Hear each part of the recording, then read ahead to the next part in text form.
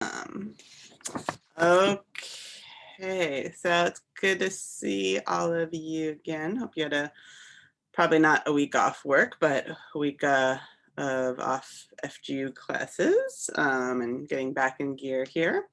Um, so today, um, I'd asked you to read Catherine Brown's piece, the Thinking About Ethnography for Social Change, and a short piece on Rue and Resilience, 11 years after Hurricane Katrina.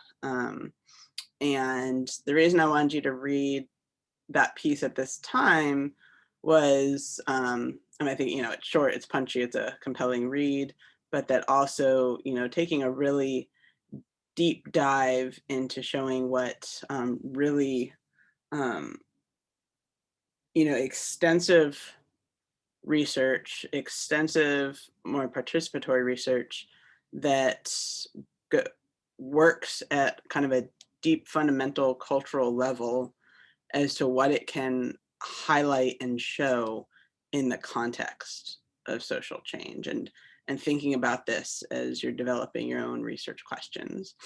And I just wanted to highlight one piece. We're gonna just talk on this for a moment, and then we're gonna spend most of today, most folks have posted the research questions. Thank you. And we're gonna get into breakout groups and discuss those together. But I wanted to kind of touch on first from Dr. Brown's article of where she articulated, quote, "What was missing from the post-Katrina recovery strategy was the knowledge that Connie had used to lift up her Bayou family in a time of great distress. Recovery workers did not understand what a natural culture broker like Connie knew. Black Bayou families needed to renew their large group identity through the food and gatherings that provide comfort, belonging, and a sense of control." And I share that in the context of thinking about social change and the kind of research to be engaging in the sense that how to make that research also actionable, right? And so you look at this, what sounds fairly simple, and what she's conveying here is, in this process, even, well, sorry, my computer went bonkers for a second. Even, in this process of people being displaced in a moment's notice, of not having access to resources, not having access maybe to adequate food, to adequate shelter, to adequate water, to clean water supplies, to sanitation, of even in that moment of crisis, are there things that can be prepared ahead of time so that you could be more properly set up for people to be able to survive better in those situations? And so in this context, what she's pointing to is the importance of, for this community and this culture, for gathering around food and for having common, community food together. And so what might that look like? You could imagine, even if, say, people are in even a refugee camp situation, and what would that look like of just, and it wouldn't take that much more to, say, create a space where people can gather together to actually maybe cook something over a shared pot over a fire, versus like being sheltered away in their own tiny little spaces right away from each other. And so you can imagine what it wouldn't take much. That doesn't take more resources. That doesn't take more finances. It often doesn't even take more space. It's a level of preparation and coordination ahead of time as to know, okay, how can that be set up? And again, and something that is low hanging fruit, in the sense it's not going to require greater financial resources than would already be had to do. And so looking at things like that as to, that sounds, simple in some ways, but it's finding those gaps that in this context that doesn't happen in the disaster context of when people are forced into other situations. And so we can think about, what can that research reveal that can be both actionable and transformative, right? And it doesn't have to be something huge, right? Sometimes we think, okay, it has to be that there has to be this monumental shift, right? To really think about transformative change.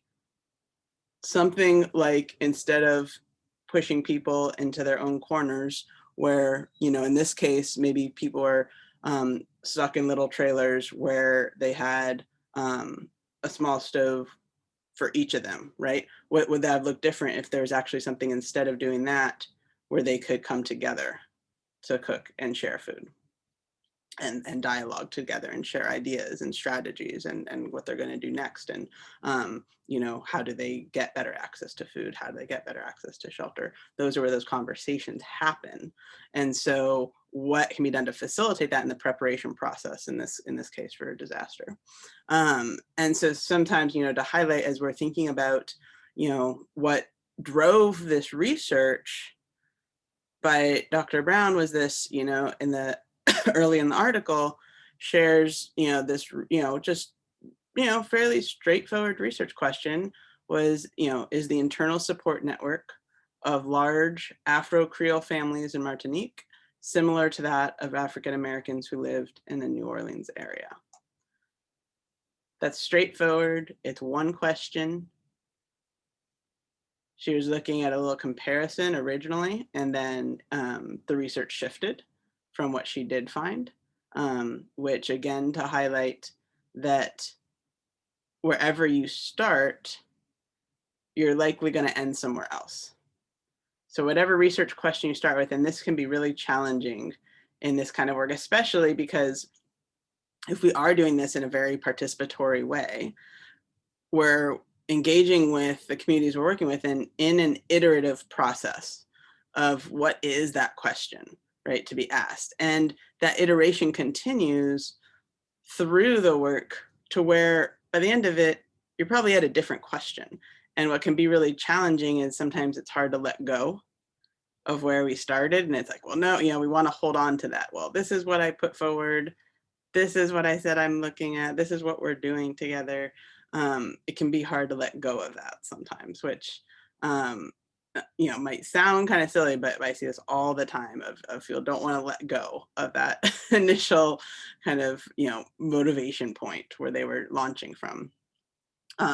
But that's part of the process. We have to look at it as a process. It's not necessarily beginning and end outcome. Even when the research cycle maybe runs its course for a particular project, there's still a process happening, right? So it's not just, that's why we talk about it even at the beginning of the course. We talked about with Dr. Betsy Taylor, that action research cycle, right? We think of this more as a cycle, and even that cycle was kind of, just for ease of showing on the screen, was simplified and didn't show all the back and forth, and it's not a linear process, right? It's very non-linear.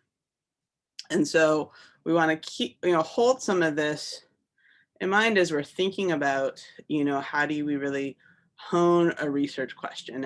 And that's one of the hardest parts to do in a lot of ways of the research, is to really focus in on that question, start with that, but then also recognizing it will likely shift by the time you've gone through your research. And so with that, I'll pause just if there's any questions or thoughts anyone would like to share at this point.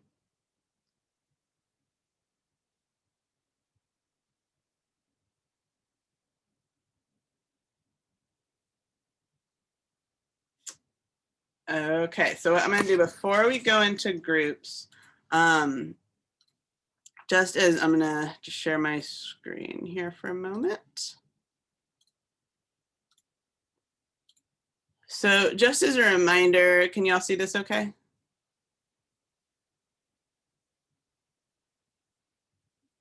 You can see? Okay, sweet, thank you. So where we're going with this, so as a reminder, these are in the instructions up on your Moodle page for your social research methods project. And this is why you're developing this research question around, right? Because what you're working towards by the end of the course is not doing the project itself, but developing the proposal, right? Because I think sometimes we often skip over that part as to how important that proposal is of how we're really intentionally thinking through the methodologies, the question, is it relevant, of how information and data will be safeguarded, thinking about the ethical issues. This is what we're really focusing on to set up being able to do the research project as ethically, as just, and as collaboratively as possible. And so for the question you're putting forward, just a reminder that this is for what's going to be developing your proposal by the end of the course. So just a reminder to, go back, the instructions are at the top of the Moodle page. And this is what you're really driving towards for that central research question. Okay, so what we will do, let's see here, there's 1, 2, 3, 4, 5, 6. I think we'll do 2 groups.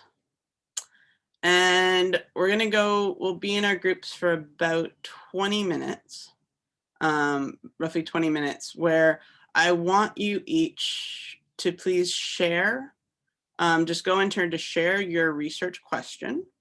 And that talk through it in the group to really think about, how do we hone in on that question? Making sure, are you asking only one question? Is the question clear? Is the question relevant? Is it informative? And so it's kind of, the idea is to just really kind of workshop your question around with each other. Okay, so each person will share their question and then you'll get feedback from your peers. All right, any questions? Cool. All right, so I'll put you into the groups. And so again, we'll spend about 20 minutes in the groups and then we will come back and I will be rotating around. So let's put everyone in. All right, I'll see you over there in just a moment.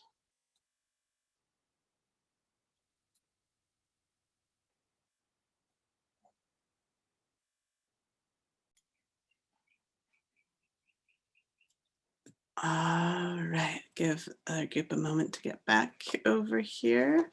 Sorry, I always feel so abrupt of when the room's closed. I don't like it. But it's what we got. All right, hopefully every group is coming back over. So when you said everyone did get to go in your group, right? Okay. It always feels like the time just goes by way too fast.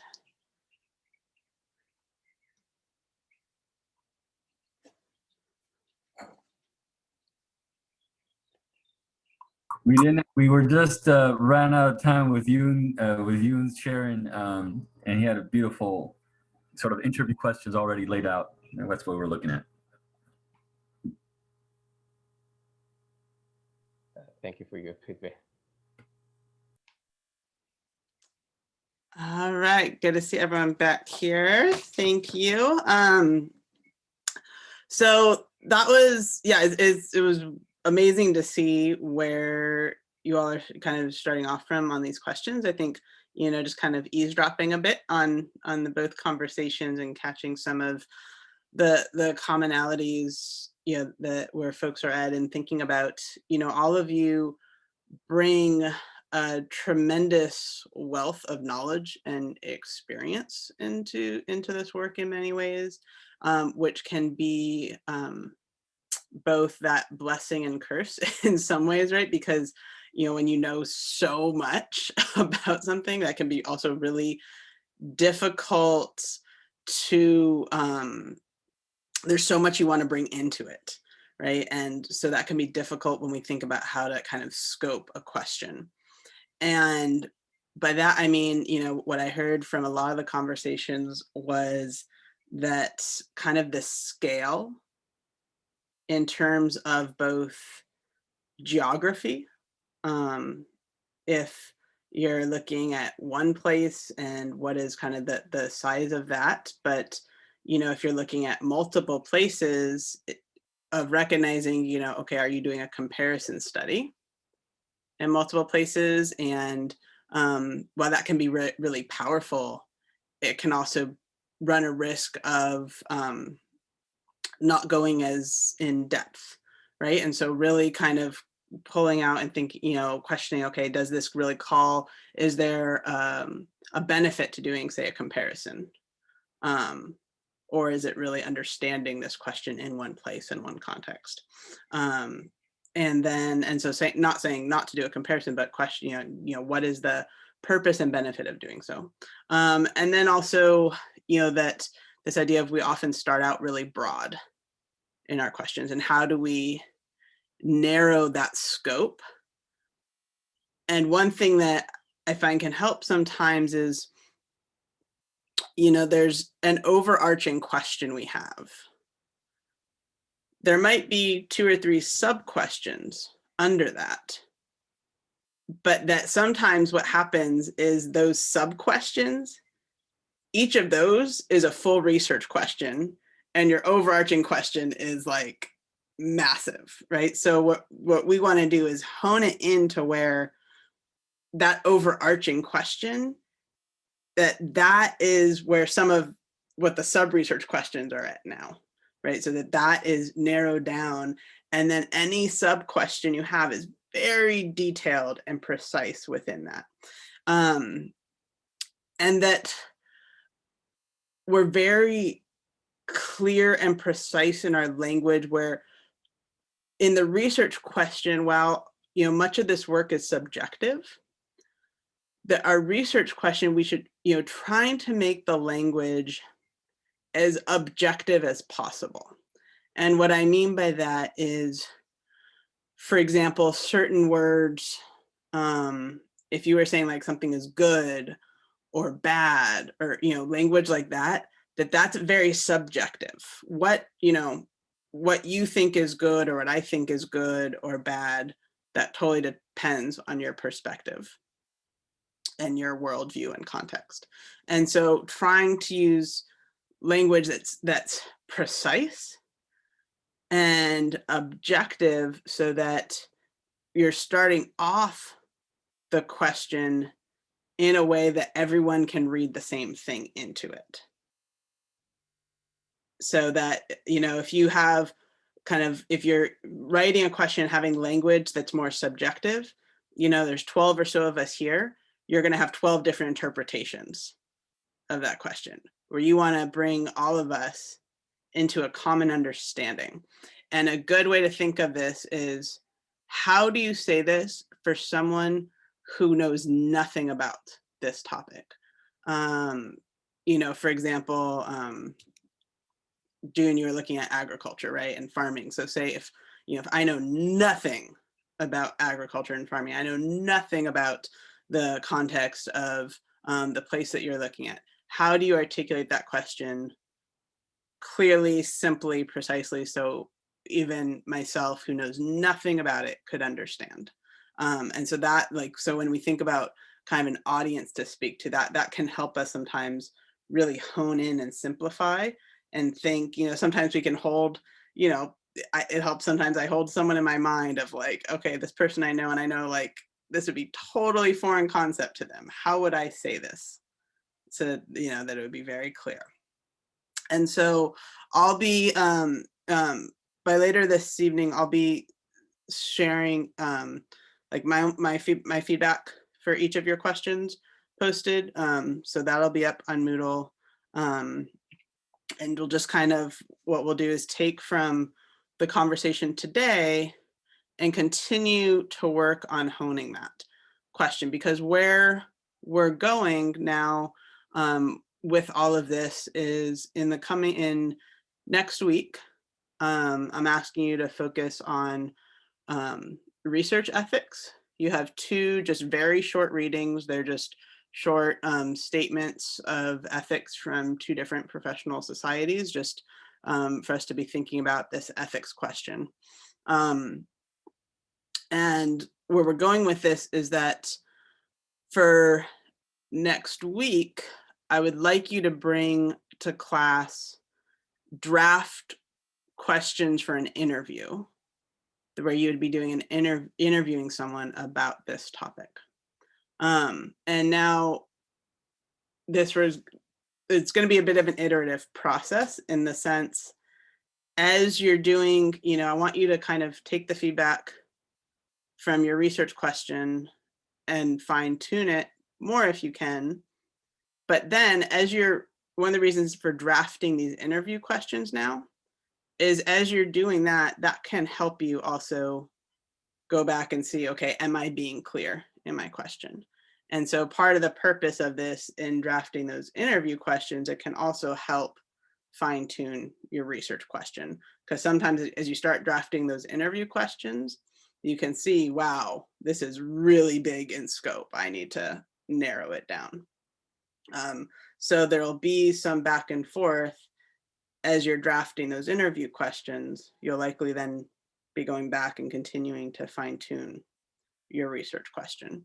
And the purpose here, what you're doing, I'm going to share my screen real quick.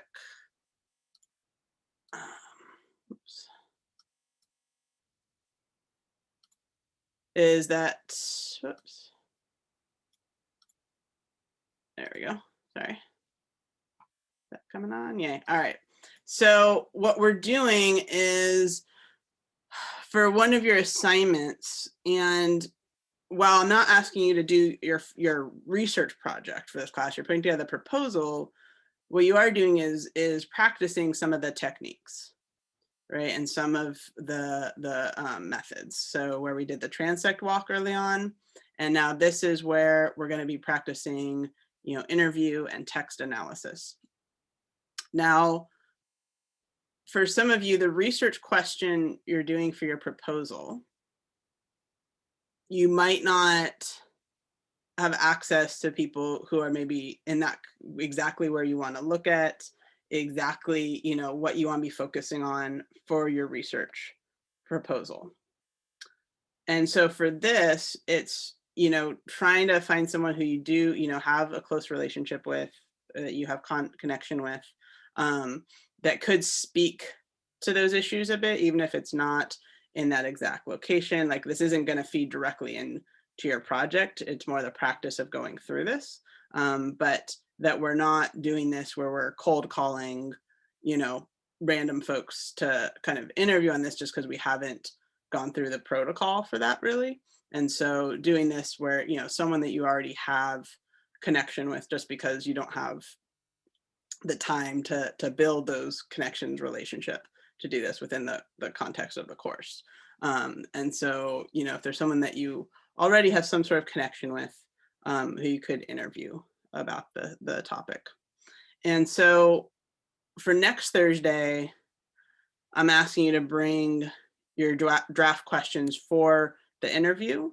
And then also, if you want to have on hand, your refined or your revised research question, put at the top of that.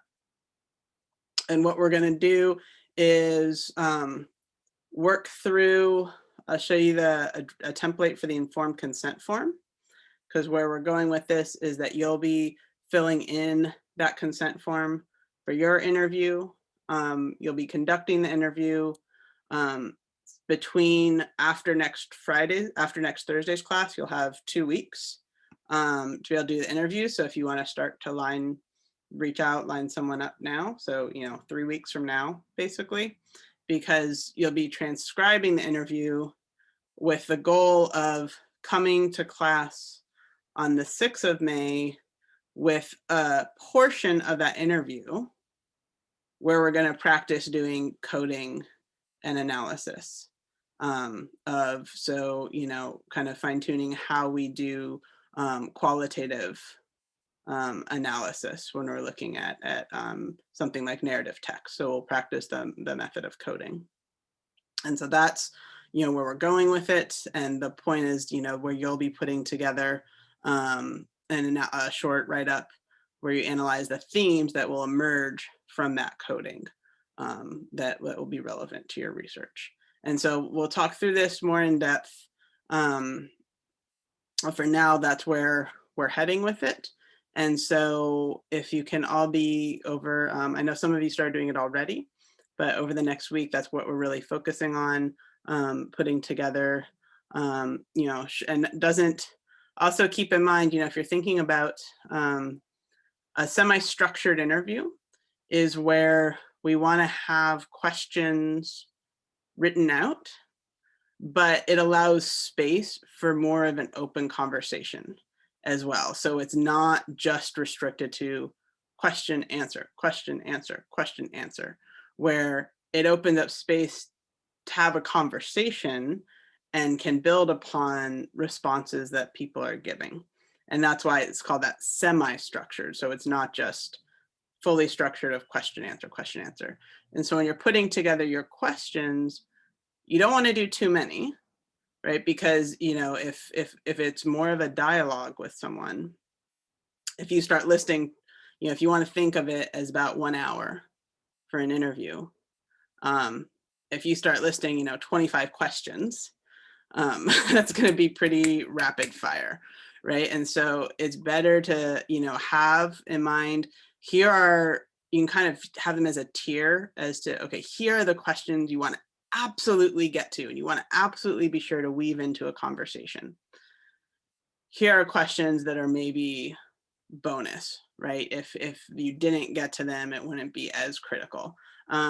And that, because it kind of relieves you in that feeling of, oh, we have to get to all of these questions, because you want to be able to open up that dialogue where you're also being informed from them, right? Because by opening up that space, often some of the most important relevant information emerges from what they've shared, from what the interviewee has shared, that wasn't necessarily in our questions.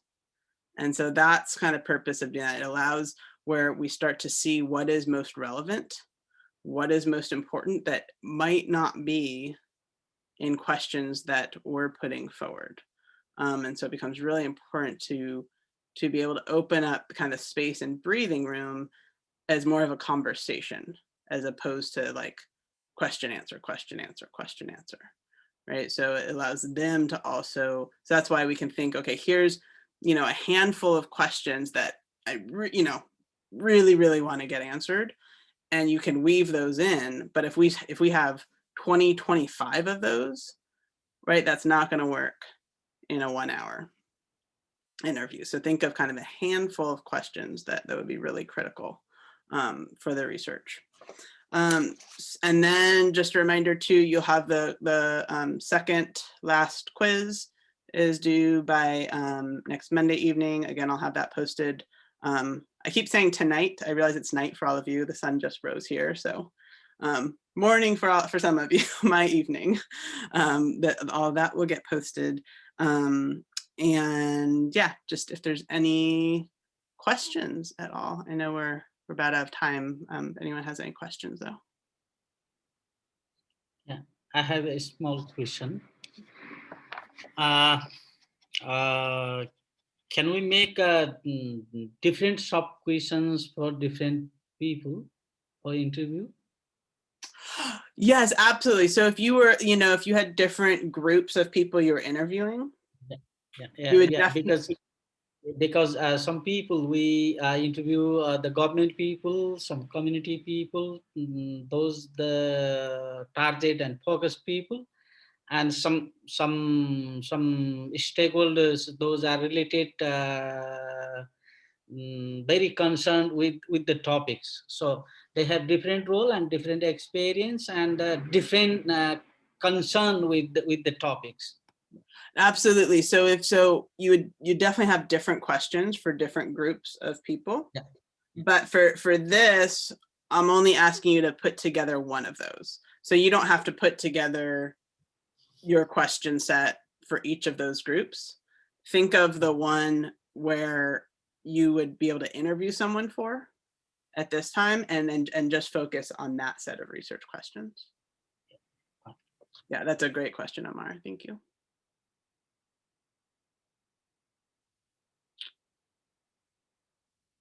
All right. Well, if anything else comes up, please just reach out and be in touch. And thank you all for today.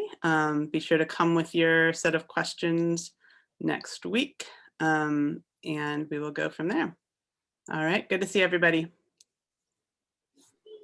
Goodbye. Good night, Professor. Have a good day, evening, all.